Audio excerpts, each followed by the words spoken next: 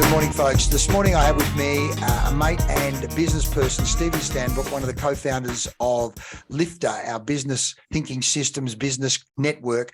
And Stephen's going to talk about some of the things that he's very passionate about besides his business histories. But Stephen, thanks for agreeing to be on this Everyday Empowerment podcast. Thanks, Leigh. Looking forward to it. Mate, as I've sent you some of the questions, but it's going to be freewheeling. And particularly today, we want to be talking about one of your passions is the whole idea of critical thinking. But before we get to that, tell us a bit about the Stephen Stanbrook story. Where have you come from and what's got you to where you are now? Share that with our listener, particularly in and around leadership, empowerment, business, living your life. Yeah, well, look, Leigh, there's no doubt that our personal lives shape our business life. In fact, I'd say that they're one and the same. You can't really pull them apart. If it was surgery on a human being, you'd die if you took away certain parts of it. And I think much the same here. Look, I'm 57 years of age. I was born to a mother that was Australian born and father that was English born. My father struggled with alcoholism most of his life, and that meant that we moved a lot. And so we moved from one town to another, and that has a large chunk of a shape to my life. They weren't necessarily particularly glorious. They, like everything, parents do the best they can, but that doesn't mean that you're left scarless. Absolutely. And I had a couple of them. So that was pretty much my upbringing. I left home at 16, going on 17 because of those issues. In Southern Cross, actually, not a bad little town, Southern Cross, if you've ever been there. Started work, decided I'd come back to school, went to Canning College, did my mature age, was going to go on and study politics at Curtin, and got a job with Elders. And then thought, well, it might be nicer to have a bit of money in my pocket being a young bloke at that stage. Darted off with Elders and sort of had a similar life to what my mum and dad had put us through. Next thing I know, I'm in Carnamah, then I'm in Muckamboodin, then I'm in York, then I'm in Midland, and you move around a bit in the Elders fold to one merchandise store to another. And then met my first wife, and we married and got on with creating a family. So I got 3 kids, 10 grandchildren. That all comes along pretty quickly, and have always had an interest to try and push the edge. So I left quite comfortable, middle range salary job to start a business. That business went well for the first couple of years, went really badly for the last couple, cost me $1.5 million.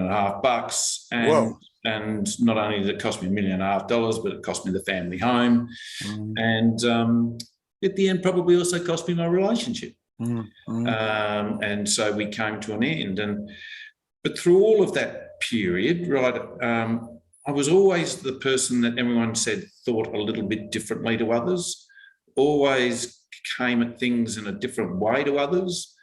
And that was a pretty common thread. And I think that got a little bit to do with the fact that I was moving from one town to another all the time with my family. And so it made you identify people you wanted to be with quickly. And it also made you discard them quickly if they betrayed you or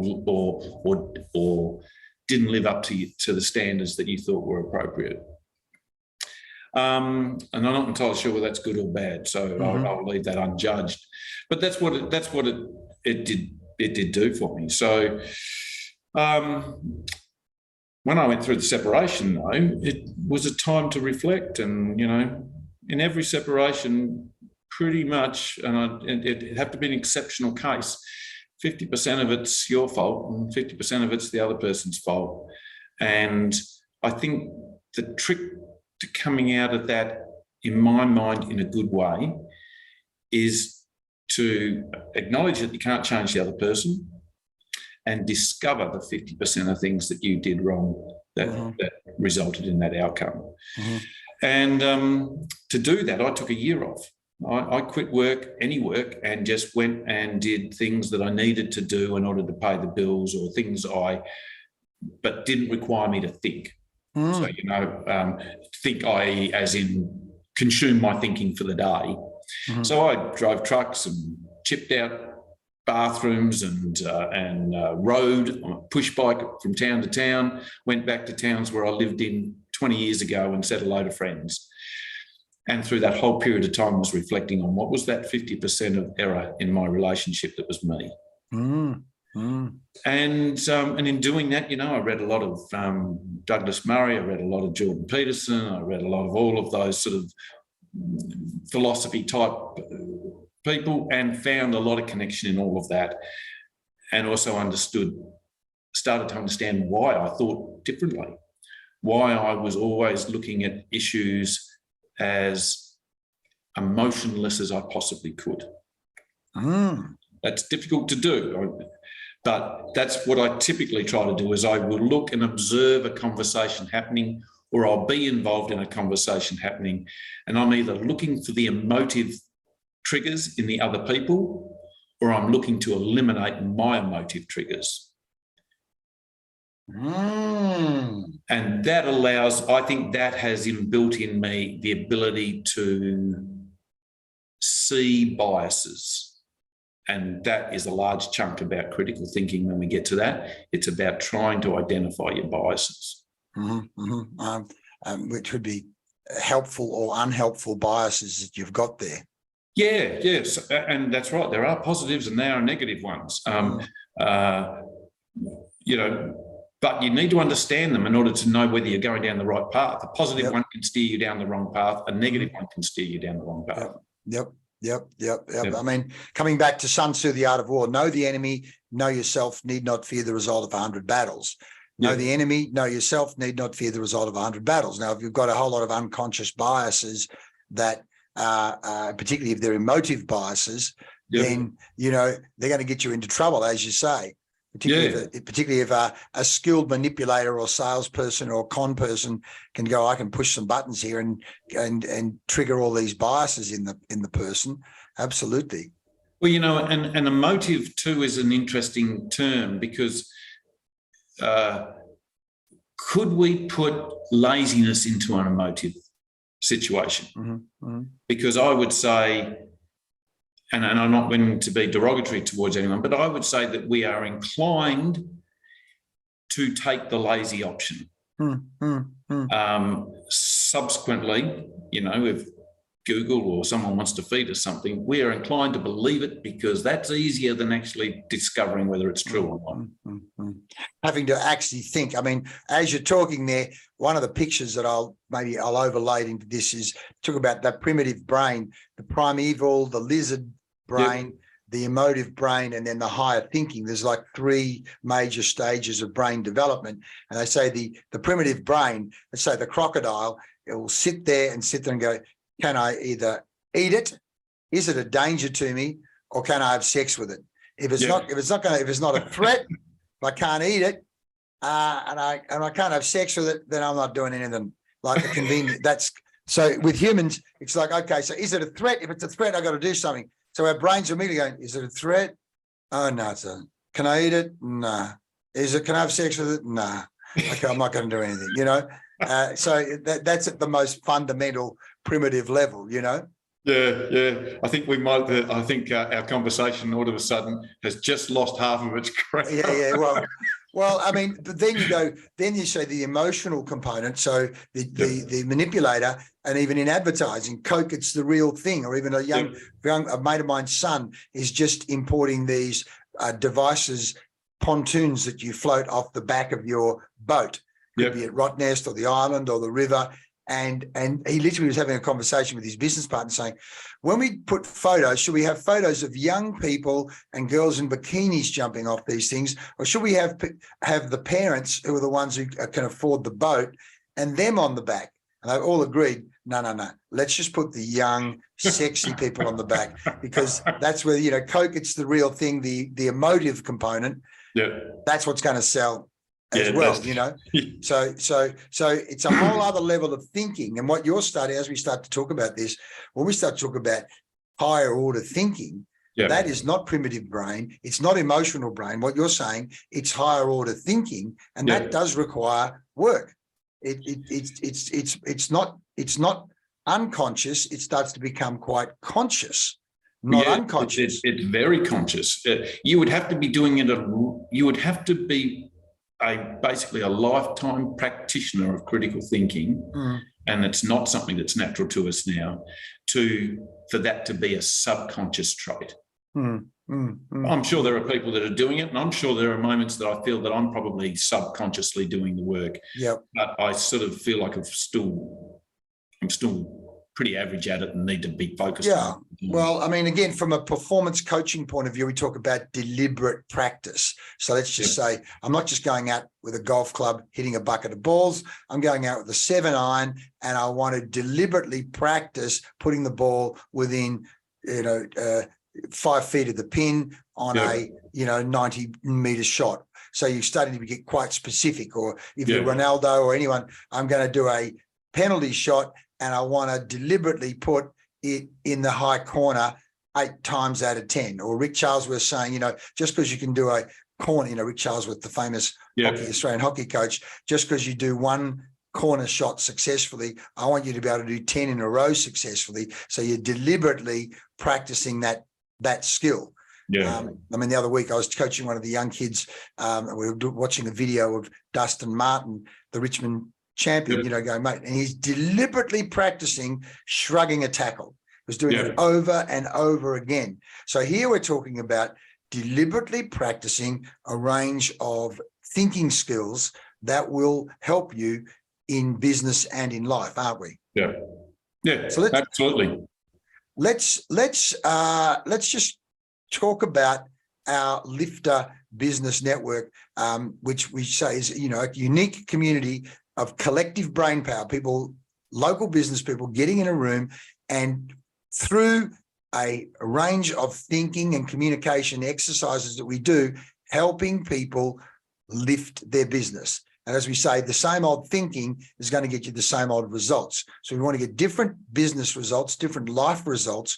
We want to do different thinking. And that, again, we'll drill down on that shortly. And if people come along to our meetings, they'll find out a lot more about us, certainly in the whole idea of if you're going to connect to the possibilities of your future, then you certainly need to be willing to examine what is the thinking that's got me to where I am. And if I'm going to get different results into the future, what thinking do I need to shift and change? And that's where we start to talk about our values of being real. And for me, that is cut the bullshit. And that doesn't mean being ruthless with someone or hurting, but it does mean, listen, you might think your business is fantastic. You might think your marketing is fantastic. You might think your website's fantastic, but let me be real from at least my point of view as to what I think. What's your definition, or what comes to mind when you see that word real, particularly in the context of coaching and helping a fellow business person think differently or change or grow? What are your thoughts there? Well, my thoughts are that you drop the charade. I think a lot of people, in this world, I think a lot of us tend to operate 2 different personas. One is that when we're at home, we're one sort of person, and when we're at business, we're another sort of person. So I don't know how you can do that. Can you have ethics and morals when you're at home, but all of a sudden at business you can't? Or can you have them in business, but you can go home and do inappropriate stuff? They're one and the same. But I see a lot of people trying to be both. And so when I see real, I think, come to our meeting and drop the facade. Drop all the crap and the stuff that you think we've got to think about you and that we've got to see about you and that you've got to pretend to be, and just be whoever you are. Yes. And if you come that way, then that in itself brings you into the meeting open and prepared to accept everything that comes your way. I love you saying that, because Julian Roger, who's going to be in the lifter seat this week, Julian from HPC Group, literally at the bottom of his brief sheet, he's gone, I will leave my ego at the door and listen with both ears, because What a what he great wants, line. I want to be exposed to different ways of thinking and hopefully have my operation system challenged in order to improve. I mean, Yep. what does that say to you when you see those point nine? That says he's turning up and he's going to be real. Yeah, yeah. Yeah. Real and receptive, isn't it? As distinct from, I'm going to have my ego and my armor on, pretending I've got my act together and that I can't learn anything more and that I'm already a legend. Now, the fact is, he's a legend in so many different areas. His business has grown so much over the last 12 months since he has been in the lifter seat from last year. But he certainly is an adventurer in that I think he's like a state level, national level mountain bike rider. Like, he's crazy racing down hills. But let's just link all this in together. Real, adventurous, being willing to step outside comfort zones, grow business. Because we're talking about connecting you to the possibilities of your future. If we're going to connect you to the possibilities of your future, you might have to be adventurous enough to let go of parts of your past. Just on that, clearly you've had a $1 million, we call it learning experience, and of course, you say it cost you a marriage. So, and all this grey hair right there. Yeah. So in terms of learning, let's just look at you. What are, when you can only reveal what you want to reveal, but what are some of the lessons that came out of that pain of losing that money and obviously losing that relationship? What, if you're going to be adventurous and what were some of the lessons you had to accept? Yeah. So, well, there were two key things that that came out of it for me. The significant one in terms of business was, I am the guy that can come up with a great idea. I am the guy that can come up with a very clever way of fixing a problem, but I am not the person that should be implementing it and managing it on a daily basis. Okay. Because I don't pay enough attention to the right things. Well, that's a powerful, but as you say, becomes a costly realization that, and that's why we actually do the talent dynamic profile as a way of going, okay, are you an ideas person or an execution implementation person? Are you an extrovert? Are you an introvert? Because just those questions alone start to determine where should you best play to actually get flow. That is to get the best, outcome for your talent. Yeah, I mean, and I learned that the hard way. When your idea goes down the gurgler and you're looking at the things that have caused that to happen, and there, you haven't managed your cash flow well enough, you haven't ground the business out in all of those disciplines it needs to continue to produce the cash flow it needs on a day-to-day basis, and that you've been a bit flighty going from one job to another, and you've been all about the marketing and the inspiring people to get involved. There's good skills in that, and there's some bad skills in that. And I didn't divorce myself from the bad skills. I should have had someone monitoring the books and doing that. And I was too much doing the other one, which, it's great to inspire people and it's great to come up with great ideas, but they've got to pay for themselves in the end. Otherwise, they're just that great ideas. Yeah. I mean, talking about critical thinking, and I literally put a post today. In fact, you sent me the slide, which then made me go to, I'd been reading the book Good to Great. And in that book, Good to Great, Jim Collins talks about the good to great companies are willing to confront the brutal facts. Confront, and that then led on to Winston Churchill in the Second World War, creating a separate division of the public service to just give him the facts, because he said he knew as a leader at times, by the time it gets through 3 different people, they've all filtered down the facts to make something terrible sound not too bad. So no, give me the facts. So here, coming into, again, thinking skills, being adventurous enough and spirited enough to step out of that comfort zone. And part of it is not just coming up with ideas to implement them, but as you say, confronting the brutal facts. What are the numbers actually telling us? And let's be real about those numbers and not sugarcoat them. And of course, you then have to be generous enough to be giving ideas, but then be willing enough and drop the ego to then accept those ideas, to accept the input. Yeah. I will say the other thing about that, Leigh, is it's an evolutionary process too. You know, in your late 30s and 40s, you think you're pretty damn impregnable. You think that everything is survivable, and you're not open. Well, I wasn't. I wasn't necessarily open to that at that stage. So it's an evolutionary process. And sometimes you need a trauma or a good smack in the head to wake you up. Yeah. And in essence, you know, my $1.5 million failure was a smack in the head and wake up. Yeah. Well, Robert Kiyosaki in the program Money and You talks about you get a tap on the shoulder. Life gives you taps on the shoulder, but if you're not getting the lesson and don't hear it, the taps get heavier and heavier, and eventually it becomes a baseball bat. And if you don't even get the baseball bat, it's eventually your Mack truck. Bang. Yeah. And it's like, how hard do you have to be hit before you get the lesson? And you know, the same, I could reveal the same kind of things where, you know, I can get away with this, and eventually kaboom, it hits you.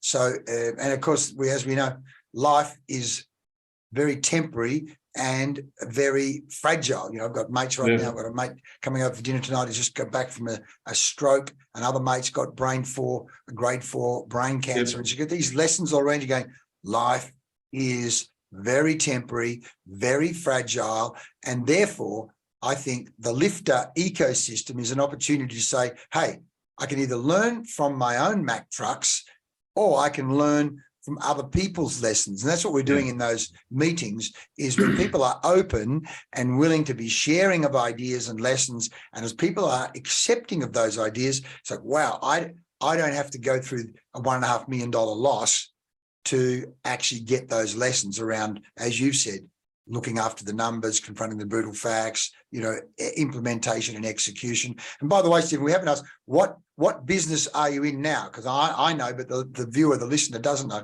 What's the business you're in now? What do you do now, having come out of that? Look, I'm an insurance broker and have been for 20 odd years, and I've had a stint away, which is where I lost $1.5 million, and then I came back to it. Right. So it's an industry that's looked after me very well, and has been forgiving in terms of allowing me to come back. Yep.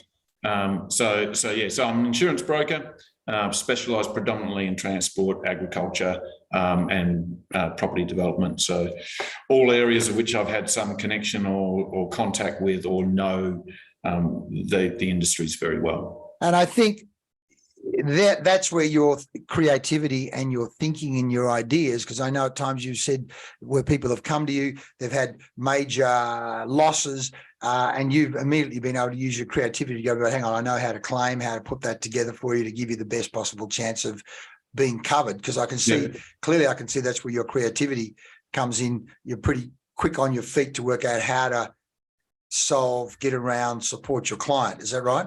Yeah, well, I mean, it's a mixture of empathy, and it's a mixture of knowing the policies well. That's basically what it is. Yep.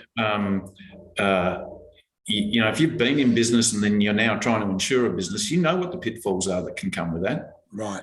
And so that's an advantage that I have that most don't. Yeah. You know, when we talk about property development, and we talk about truck driving, and we talk about agriculture, well, that's where I've lived my life. Yeah. I live basically in the country towns. I know agriculture well. I got a multi-combination driver's license, so I could drive their trucks and help them at harvest time. And that's led on to me, when I took the year off, I spent a bit of time driving multi-combination trucks. And when I took a rest from insurance, one of the things I had to go at was property development. So, you know, I am basically honing in on the skills of which I have developed in myself. Yeah. Great. And that's, as you say, property development. There are a few snakes in the grass in that part of the world. And if you aren't covering the detail and looking at the potential downside there, then some of those snakes are very good at, I mean, in fact, I wouldn't be surprised your profile and personality is not that different to mine.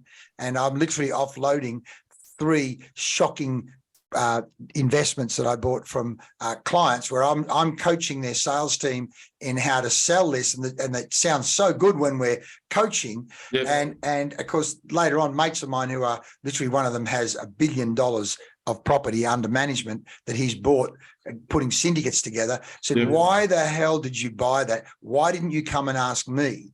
And my ego went, well, I just thought I could do it on my own, and then I'd surprise you, and you'd go, how aren't you clever? Which of course is just the most ridiculous, because his eyes rolled. He's, you are kidding me, mate.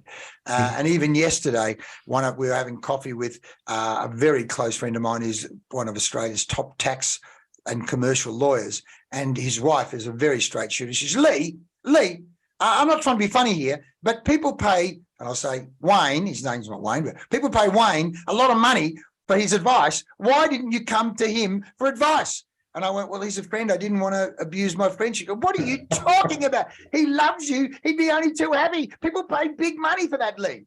So I've again talk about Mack trucks and taps around the head. It's just like, but you know what? Looking at Julian Sheep, ego at the door, and being willing to listen with both ears. And when ego is such a, Skyhook sang ego is not a dirty word, but you need ego to wake up and say, I'm going to like swim to Rottnest or start a business or go do a presentation at a conference to believe you're good enough. But at the same time, you need high levels of humility to go, I don't know everything. In fact, as Sadhguru says, identify with what you don't know, not with what you do know. I know a sliver of things. Yeah, interestingly, I think it's a little bit, you have your loss, and it says to you, all of those taps on the shoulder I missed. Yeah. Did I miss them completely? We're never even aware I was being tapped, or was it just I ignored them? Now, I think inevitably what that is, or the lesson I've learned from that, was I just simply ignored them. Yeah. Because I thought I was on the right path. I was convinced I was on the right path. So I just ignored those taps, because those taps were just people sowing seeds of doubt into my mind. Move on. What I've learned since, of course, is that they were intuitional. I was aware they were happening, but I was not trusting my intuition. Yes. I was moving, just ignoring it. Yep. And so now what I do, and I think you see it in the occasional lifter meeting, is I'm typically not the first person to speak. No. And I listen and I listen and I listen and then I will hear the thing that I go intuitively, that doesn't sound right. That doesn't reconcile with me in my head. And so then I'll hone in on that part, because I reckon that that's where I'm about to find some true facts out, some true information. And so then I ask the question that's all about that bit I could not intuitively put together properly. And inevitably, and I reckon about 8 out of 10 times, I touch something that is genuinely raw and that needs to be considered. Yep. And I don't believe too many lifter meetings where the person that I may have given that insight to taps me on the shoulder and says, hey, I really appreciate you raising that. Yep. No, we've literally seen that time and time again. I'm just thinking back. It's almost like you are the kid from out of town who's seen something that everyone in the town is blind to. Yeah. Yep. The analogy, can't see the trees for the forest. Yeah, that's right. That's right. And there's no doubt there is such a thing as groupthink. And as you said before, around bias, blind to the bias, like there I am in the room with these real estate developers, and I'm with the sales team, we're hyping this whole thing up like it's the best thing since sliced bread. Yep. And what I've learned, and again, this has come out of my meditations in the morning, is I realize, hang on, I've only ever listened to people inside the deal, not people outside the deal. Yep. And then, so I think that the lifter meeting and the lifter ecosystem starts to be objective people outside the deal who are there on your side, who want to connect you with the possibilities of your future, as distinct from they want to connect you with the possibilities of someone else's future. Yeah. Or I reckon I could concentrate that down by saying the person that disagrees with you is not necessarily your enemy. Yeah. I think we have a tendency to believe they are. Oh, you're disagreeing with me, so therefore you're clearly on the other side. Yes, which again comes back to, are you adventurous enough? And I know you the other week with me, you're challenging me about, I've forgotten what it was now, but I'm just challenging you on whatever it was. I think it was the seat exercise or the meeting or something. And of course, this is where we want to start talking about critical thinking and lifter thinking systems to, because it's not, well, let's just go back to, again, being adventurous enough to be challenged, but also to talk about this critical thinking. And because you and I, when we were putting all this together with the other members of the team, you wanted to talk about, so we need people to be much more aware of this thing called critical thinking. So tell us what you've got in these slides and what you think, how that relates to what we're talking about with our lifter thinking systems. You know, what goes on within lifter when people join. Well, okay. Well, look, I mean, I just threw together these slides just to sort of make sure the key points were spoken about, and because when we had a chat about the old pendulum theory, and so I wanted to get that in there too, so that we had something to talk to on that as well. Obviously, you can see there a bit of a logo of me. All I'm really doing there is, because I always promote myself. I don't bother promoting names of businesses because I see myself as one and the same. Mm-hmm. So Stephen Stanbrook, just being real, is just that motto that I've sort of run by. In terms of critical thinking, I wrote an article some time ago about responsibility, and that we're responsible for everything we choose to do and choose not to do. Sure. And the fact that the majority of people, I think, in the world now, because they're not thinking through their things, they are choosing to not do, to not engage. And so the outcome they get, that we all get as a result of that, if they are the majority, is the outcome we have chosen to create. We've got to take responsibility for it. And so that's what I say, because the future will be of our creation. Yeah, absolutely. And if we choose to be passive and not engage in it, well, then what we get is what we're going to get. It may not be very pretty, but that was the involvement we chose to allow it to happen. Yeah. The result of our net of the decisions we've made and not made, and where you are right now in life is as a result of those decisions. Yeah. And when you take that back to lifter, you know, that sort of says that if you're going to sit in the love seat, you've got to be prepared to take 100% responsibility for what you do and say in that seat, because we're going to critique you based on that, and we're going to help you through it based on that. Now, if it's a myth and a lie, well, it's probably not going to help you very much. But if you're owning it and you're responsible for it, you'll leave with actions to do. You'll leave with actions you want to take.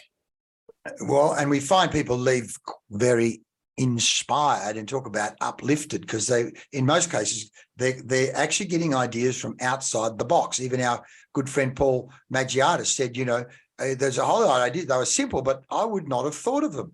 But they came from outside his box, outside his paradigm, and it's like, wow.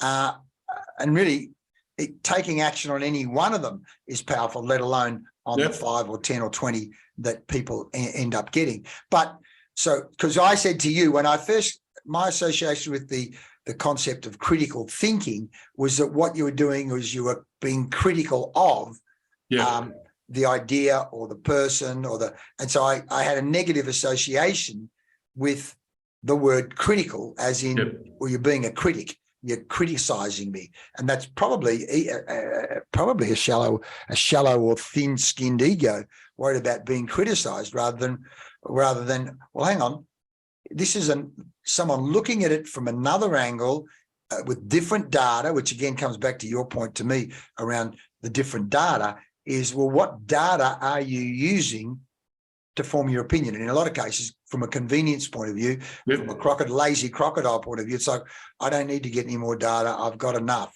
But in fact, they don't have enough.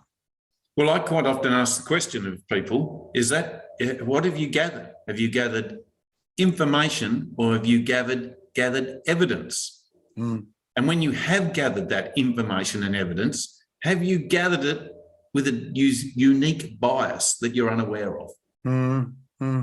Because I think a lot of people do the Google search and all they're doing is seeking information. And if the information's in their favour, then great, they'll take that and it's going to get used. But none of it's evidence because they haven't looked at it as a form of evidence. They've just gone looking for supportive information. Yeah.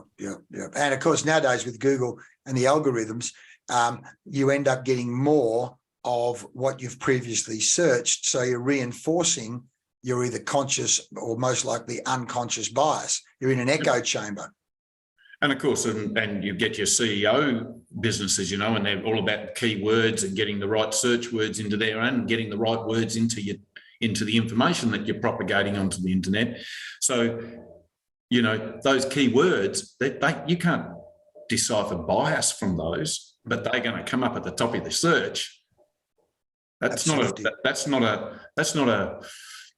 an immediate hierarchical evidence trail. Yeah. It's a quite very biased based on keyword search.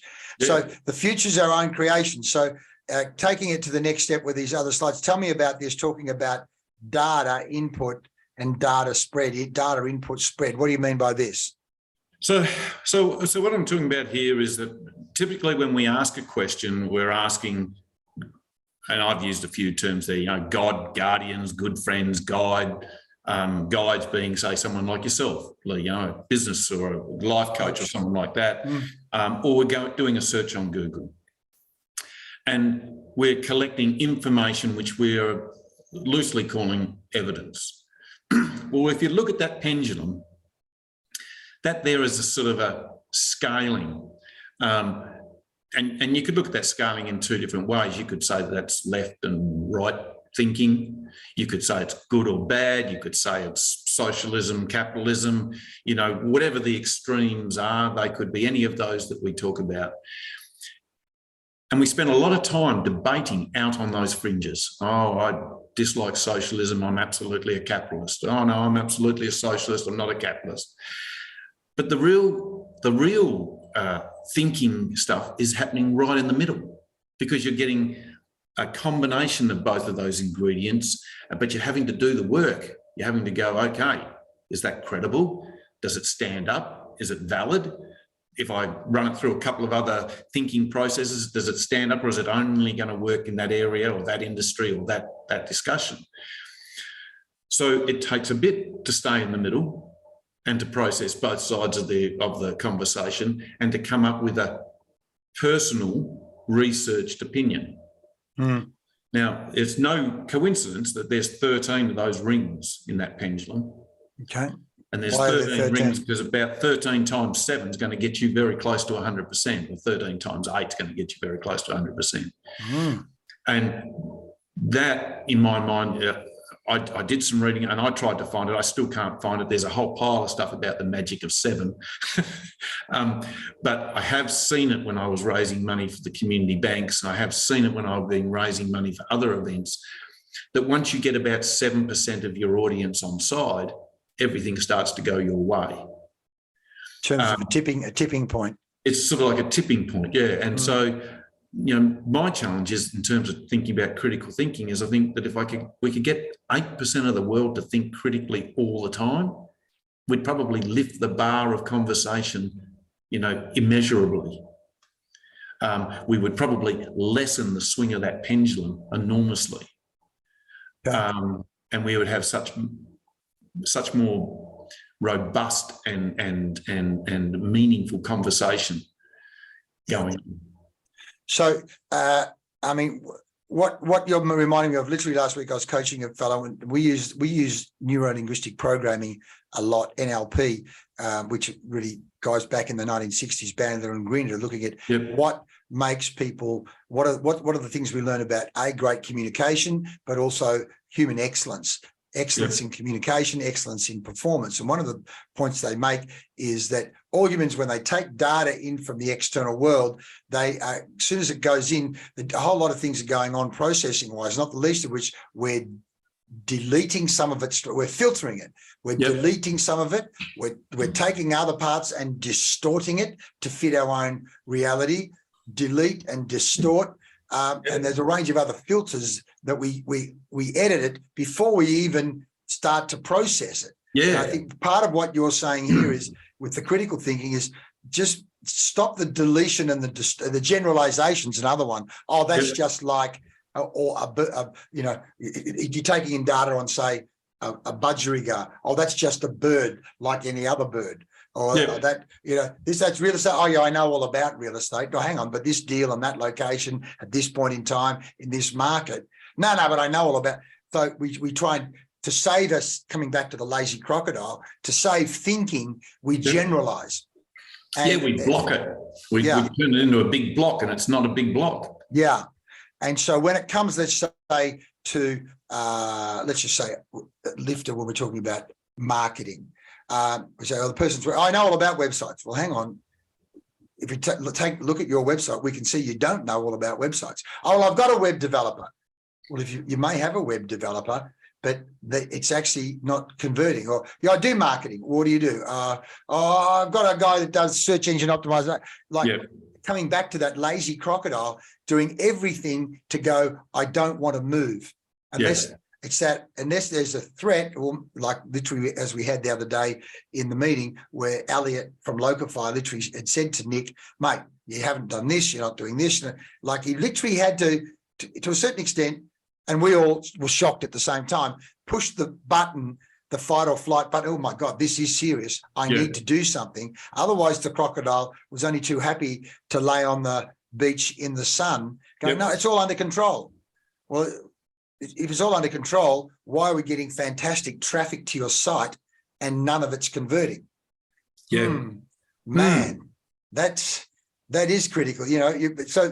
So let's go a step further here, because I remember when you first drew this, like if we say the blue is the side where a person is like blindly optimistic, that everything's okay, I don't need to do anything, and to a certain extent, and the red over the other side is almost blindly pessimistic. It's all crap. But somewhere in the middle is, where's the data to show the best?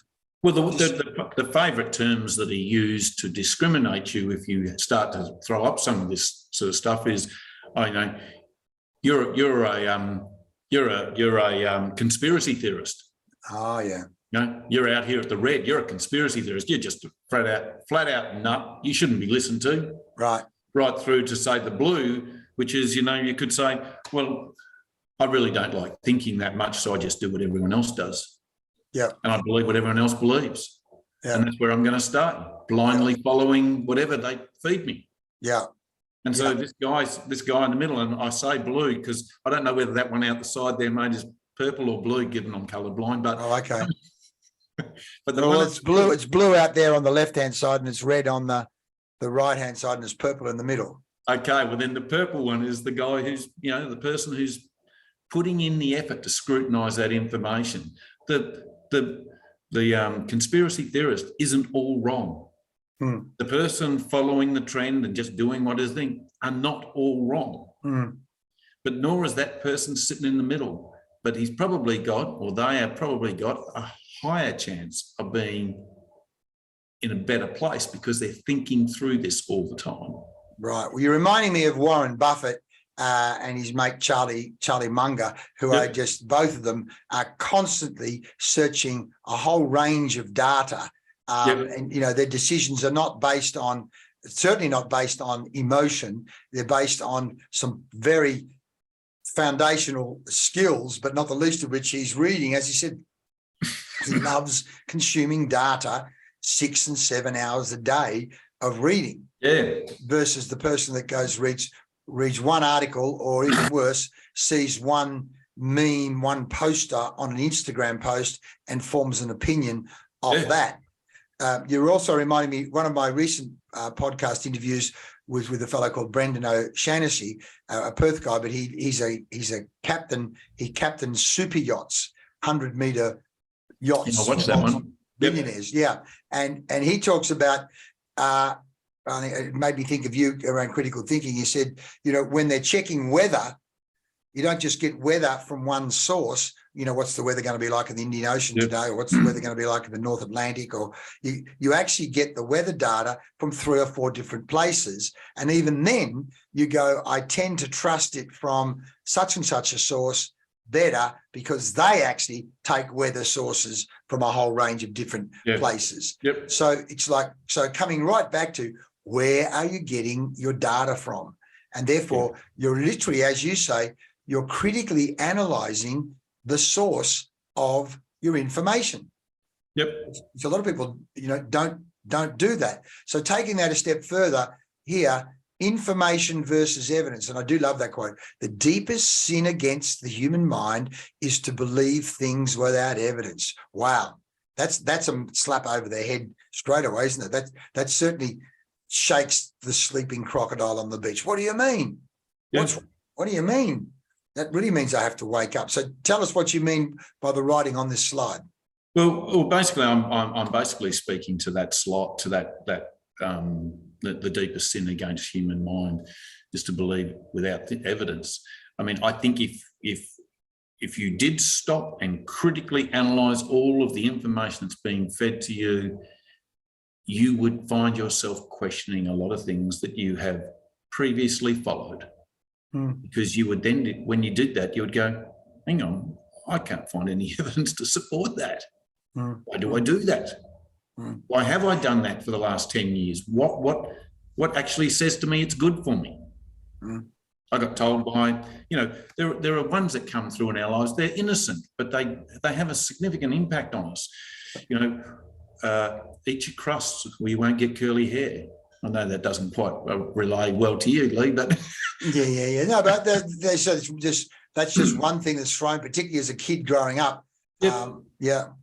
But there's actually no evidence to support that, but there is a lot of information in terms of it being repeated to you by your mother or your father when you were younger because you wouldn't eat the crust on your bread. Yeah. Well, I remember my mother, money doesn't grow on trees.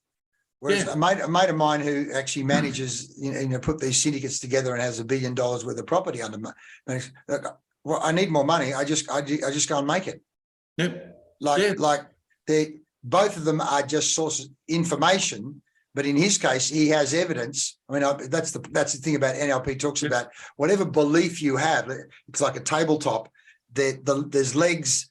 There's evidence you've gathered over the years to support that belief. It doesn't mean it's a locked in concrete fact, but because my mate has plenty of evidence to go, well, I need more money. I've got evidence upon evidence upon evidence that this is what I do to go and make it.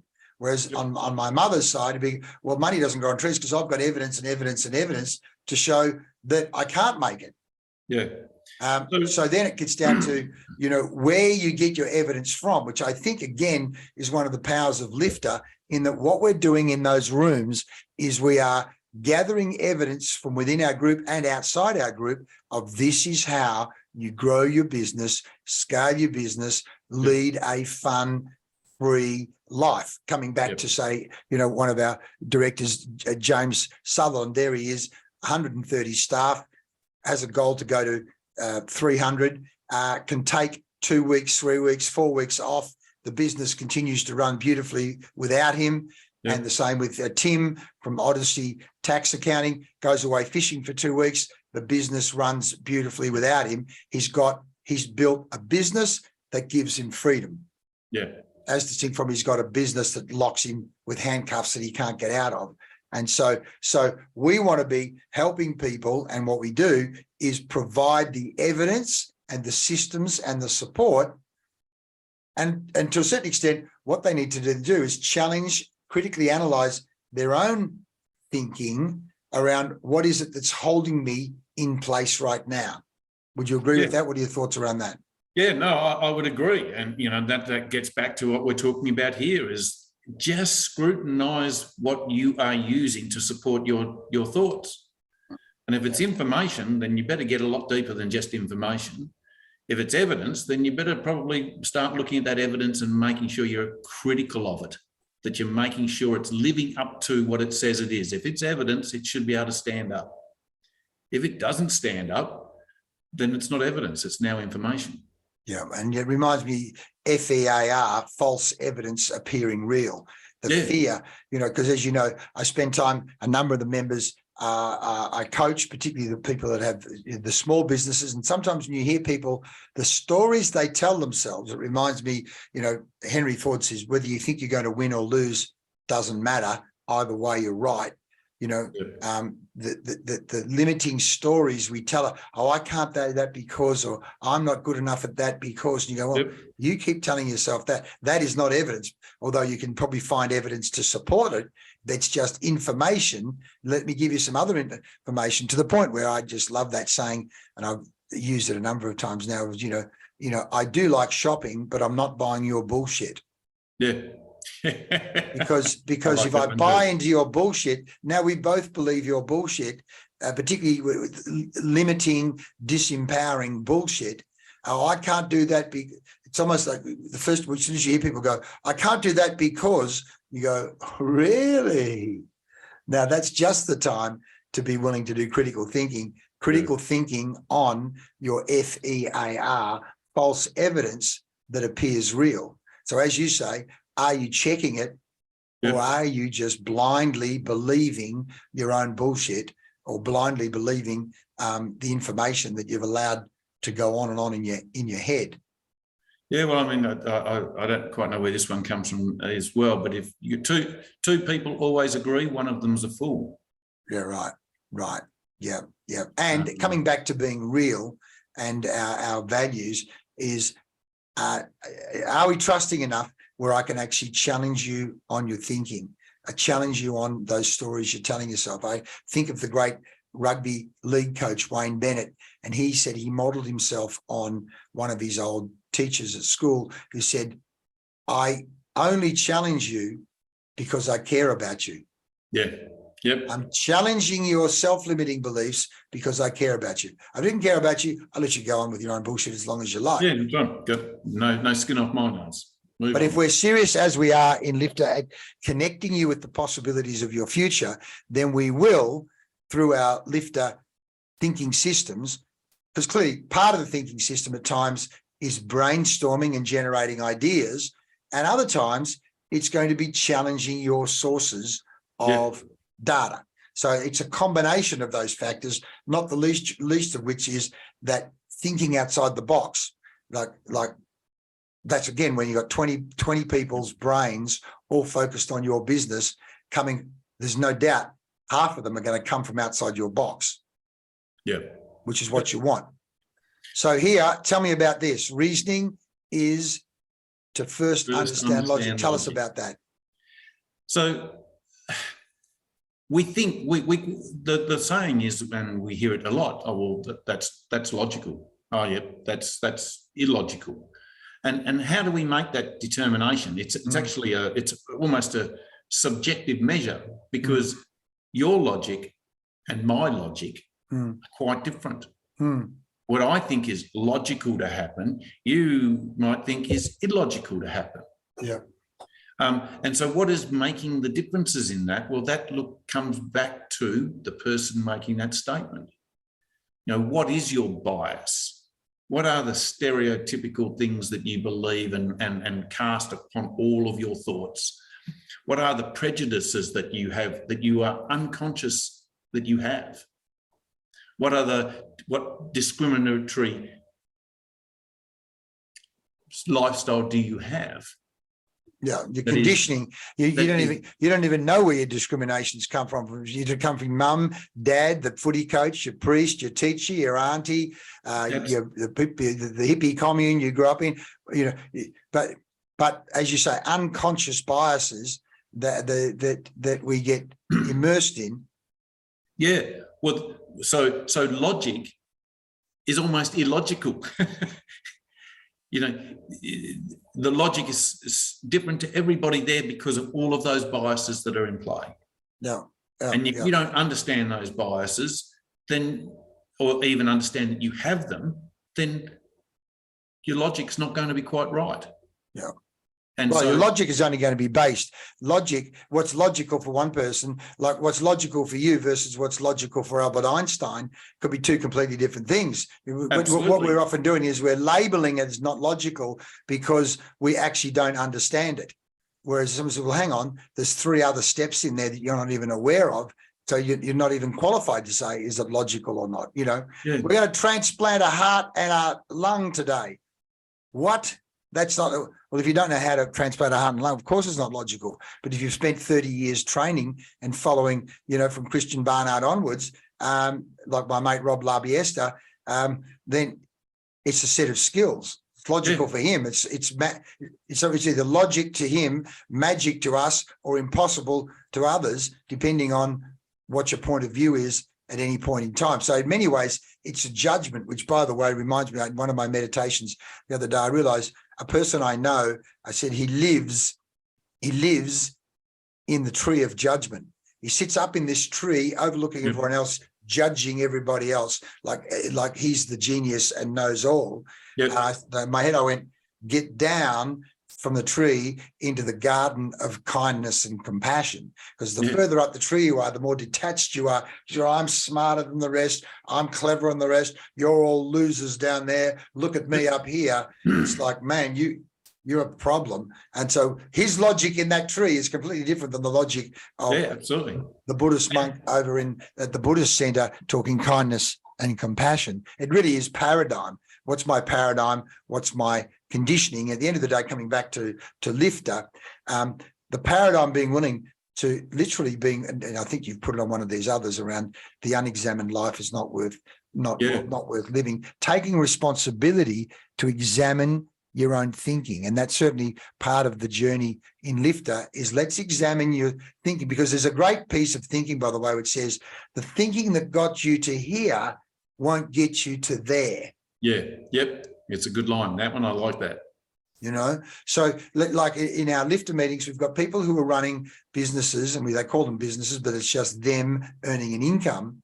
But if they want to go from where they are to, let's just say, the James Sutherland world of 100 people on their team, even James, to go from where he is at 130 staff to where he wants to be with 300 and offices all around, not only Australia, around the world, his thinking will go again. So it's like the unexamined life, the unexamined thinking, being willing to go, okay, my thinking's got me to here. And in his case, he's done an MBA and he's been to conferences and he does a whole range of, but he's continuing to learn and grow. So tell us about this Stephen Novella one you've got there. Well, just go back one there, Leigh, and just because this is where I think Lifter's strength lies in that previous slide, if you can. Previous slide. So when you come to Lifter and you've come and you're in the right frame of mind, you're open, you're prepared to be vulnerable, sitting in the seat, and the people in the meeting are going to offer their feedback politely and diplomatically and so on, but with a bit of reality, a bit of adventure, a bit of spirit. You're going to feel the pinch if there's something not quite right in that process. And this is what is happening in the room. We're analysing it, we're inferring, we're evaluating, we're interpreting it, we're generating a thought from it, and we're putting it out there with reason. And you then do that all over again. So if you sit in the seat, you get yourself 10, 15, 20 people that are on your side trying to help. But they're also going to reanalyze you and re-infer and re-evaluate and reinterpret at the end of that meeting, and there'll be a different expectation of you at the next meeting, at the next time you report, and you sit in the seat again in 12 months' time. There's another evaluation going on and another evolvement going on, and if you can do that constantly, which is what critical thinking is, and understand your biases. Well, crikey, we're doing a lot of good. We're doing a lot of good for the person in the seat, the people in the membership, because they are all lifting the bar, meeting by meeting by meeting. Yes. And the big A in the Lifter logo is between acceleration and action and as you say, accountability. It really is about evolving, which is, as you say, Lifter is the Swedish word for lift, to raise. And we want to help the person lift and raise their business and lift and raise their life, because we say the business should be a vehicle to help you lift your life to where you want your life to be evolving to. That's what we say, Lifter beyond business. It's not just about business, it's about you, your life and your freedom. It's as we say, it's like a hothouse. It's an ecosystem of fertilizing of ideas and support to implement those ideas. We actually want those ideas to take root and grow. And we want to be doing this in every postcode around the world, not just in Perth, Western Australia, but around the world, so that it's an active, supportive ecosystem doing great work all around the world. So, and in the end, that achieves my goal, and that is to have more than 8% of the world critically thinking. Yes. Yes. And so, for me, I want to be on board and helping everywhere I can, because it's going to achieve that goal, and I think that's going to do something magnificent for mankind.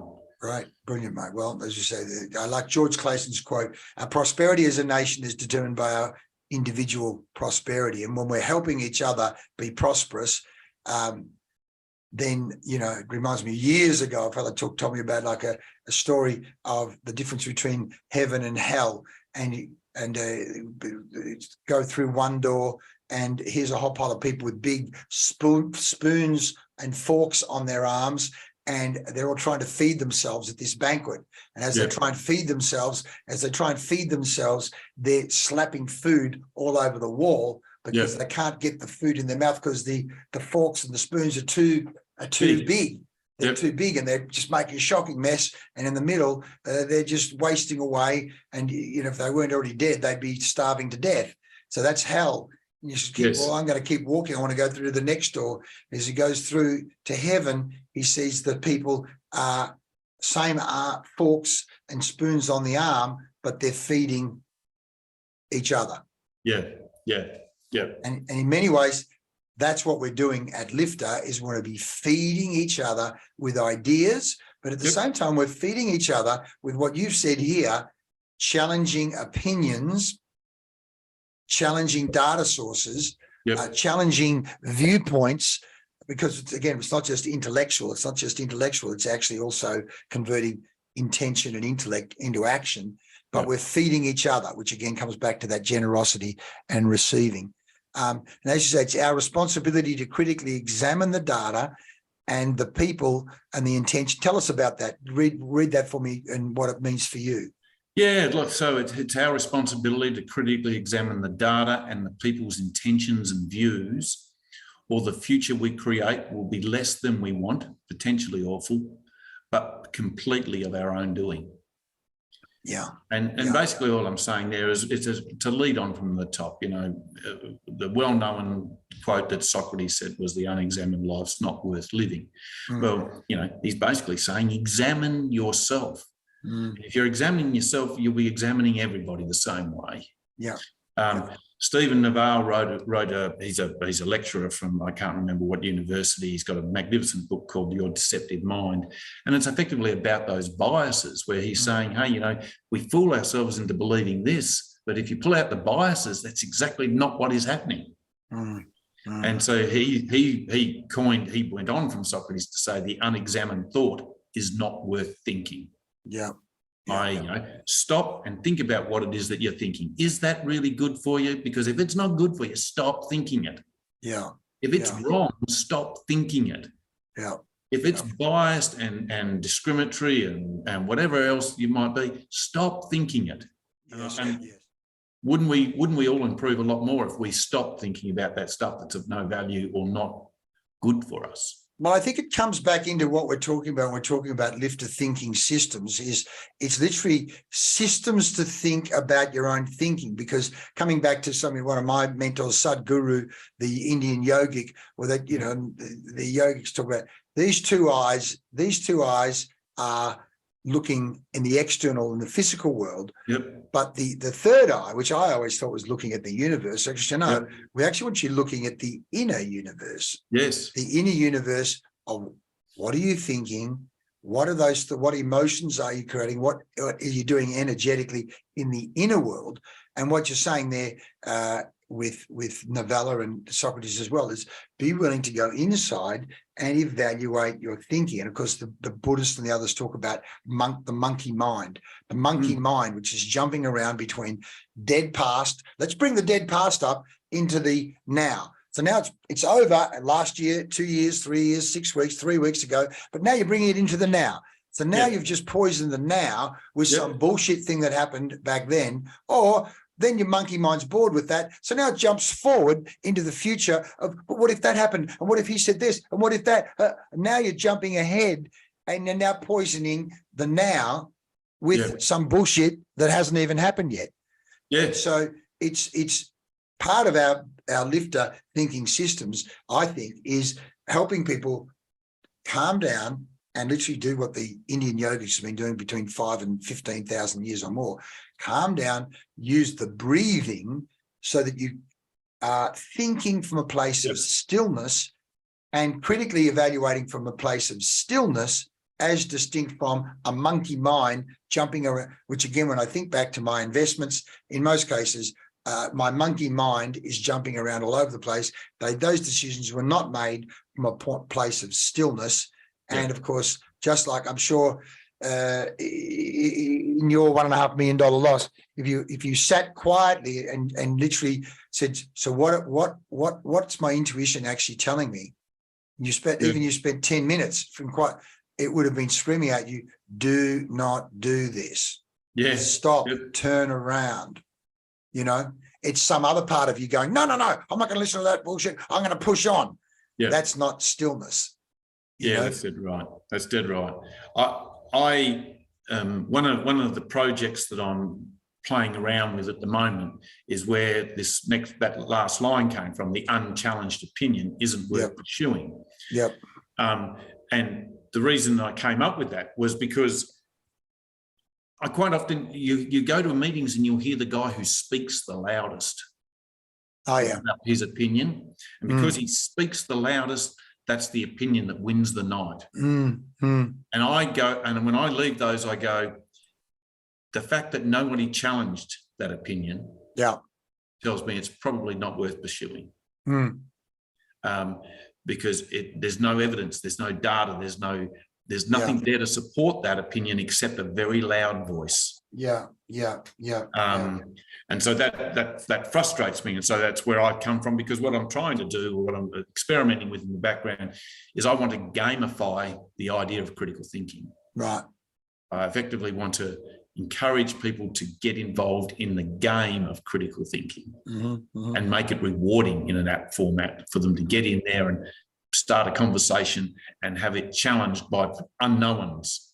Effectively a lifter meeting on steroids around the world. Well, that's a creative brain in action right there. You've conceptualized it. But coming back to that point, data-driven decisions.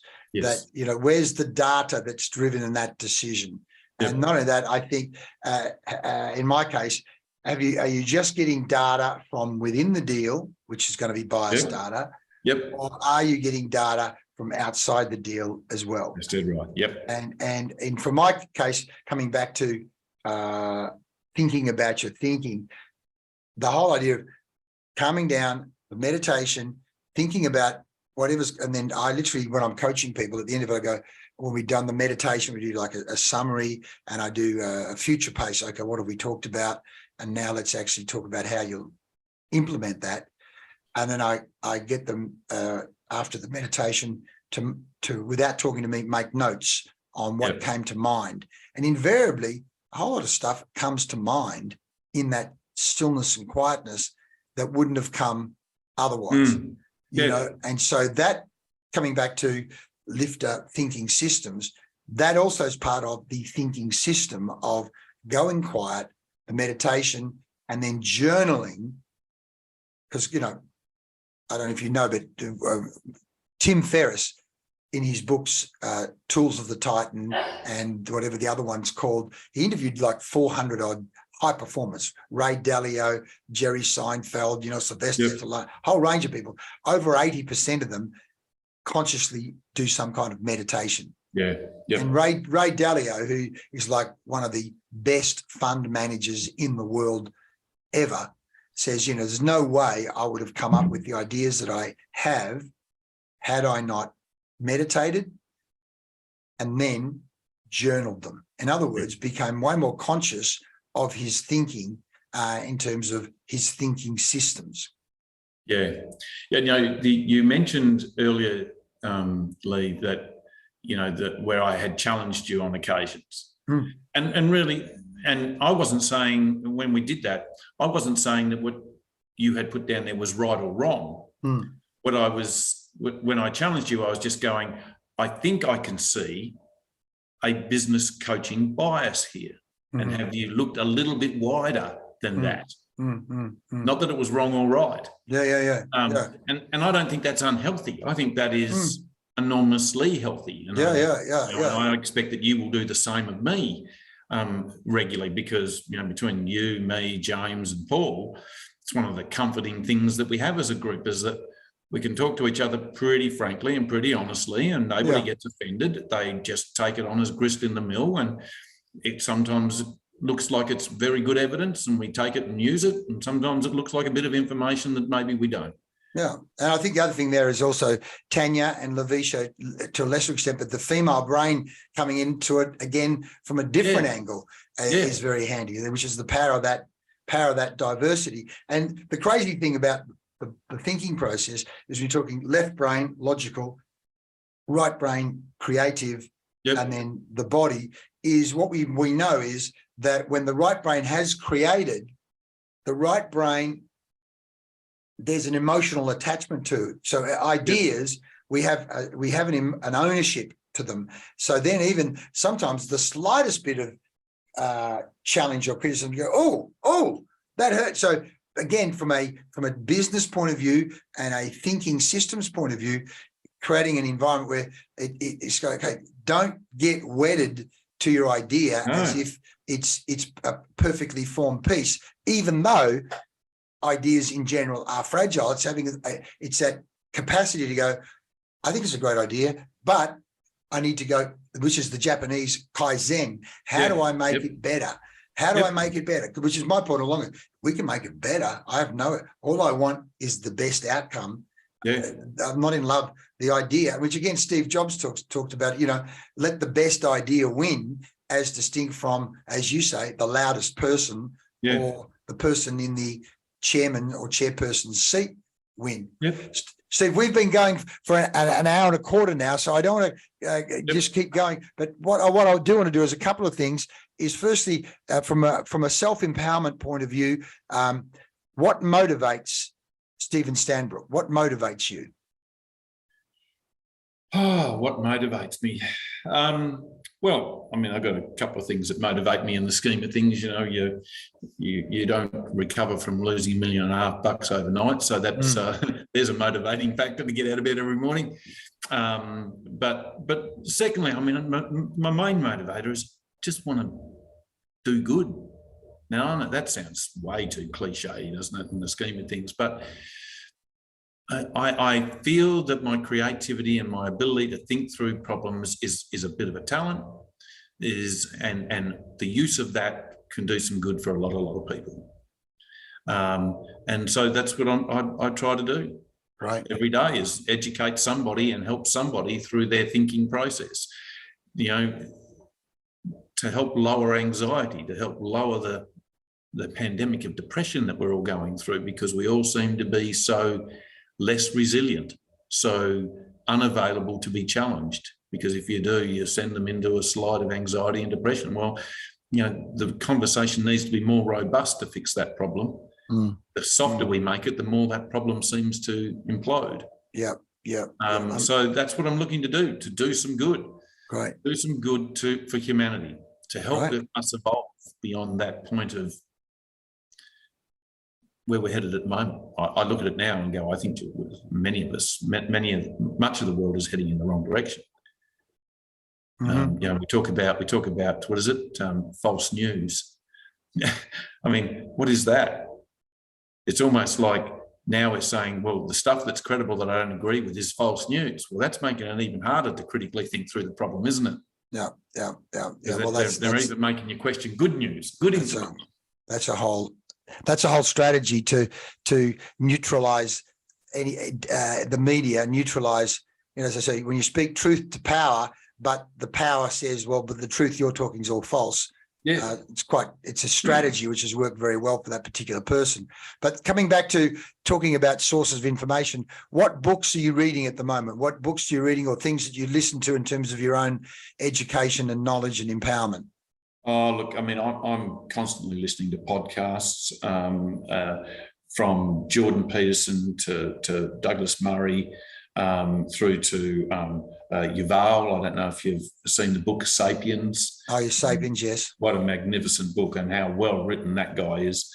So I've pretty much read nearly everything of those people, or I've watched every podcast or every video they've ever done on those ones. But I'm doing a lot of podcasts in terms of, I listen to a lot of Joe Rogan. Yes. I listen to Fear and Greed is another podcast that I'm very keen on. Just that's a bit more sort of Australian finance market. Peter Zane, I don't know if you know anything about him. The name rings a bell. He's a geopolitical commentator, an international geopolitical commentator. The future that he is talking about is bleak, but I think you will struggle to find any evidence that says it's not true.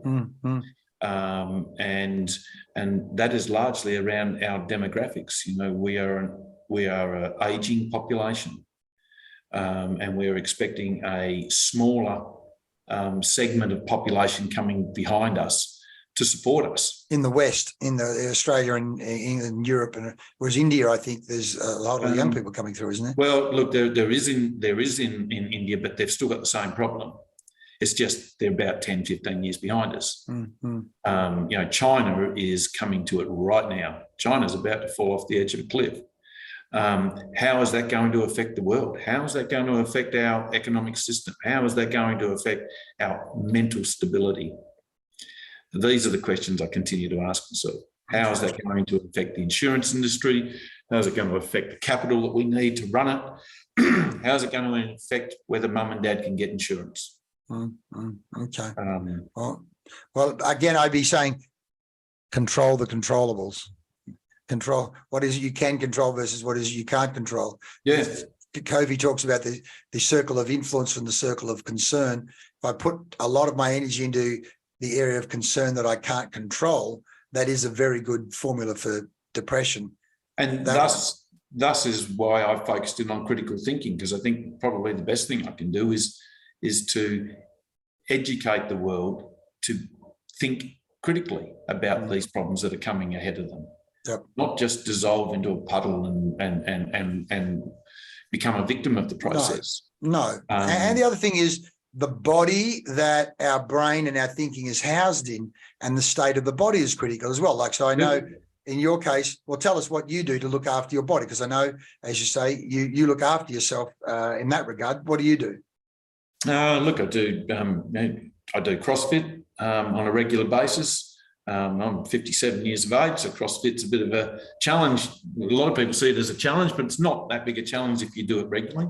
I ride regularly, both mountain bike events and road bike events. Right. I work out probably every second day out the back of my home with my partner, so we do that together. So I'm pretty active. There's something active going on in my life every day for at least an hour or so. Yep, great. Well, that's what I call it. Everyday empowerment. What are you doing every day for mind, body, spirit, finance, business to actually keep living to its full potential? Steve, thanks so much for today. Now, listen, is there anything we haven't spoken about that you'd like to speak about? Is there anything I haven't asked you that you'd like me to ask you before we wrap up? Anything you'd like to say? I've enjoyed it. I've enjoyed it a lot. Thank you for the chat. Pleasure, mate. Pleasure. Well, we'll share this with our Lifter membership, and we'll drill down on this even more to start to systematize, because your point around thinking through problems. I was literally listening to my Buddhist monk the other day saying, life will always have problems. It's not like there's never going to, the only time there's no problems is you're permanently out of the game. You're asleep, you're gone. So the fact is there'll always be problems. But if you have the skills and the wherewithal and the state and the resilience to solve problems, clearly that makes you a far more effective human being. And as I think either Henry Kissinger or Buckminster Fuller talked about, you don't graduate from, you graduate to. So all it means is, as you, Warren Buffett or Elon Musk, you just keep solving bigger and bigger problems with more and more zeros on the end of it. But the process for solving those problems is essentially the same process. So I think what we should be doing, you and I and the team at Lifter, is beginning to lock down even more. And as you say, take that idea of yours, let's gamify how you do that. I mean, how do people think through this never-ending stream of problems, but feel resilient and even playful? Yeah. Because I'm sure Elon Musk doesn't need to wake up each day and solve problems. He doesn't need to put a person on Mars, but he gets a thrill out of solving the problems that come at him every day to do that. Yeah. So let's help people do just that. Steve, thank you so much. And I'll see you at the next Lifter meeting, mate. Thank you. Will do. All the best. See you soon. See you, mate.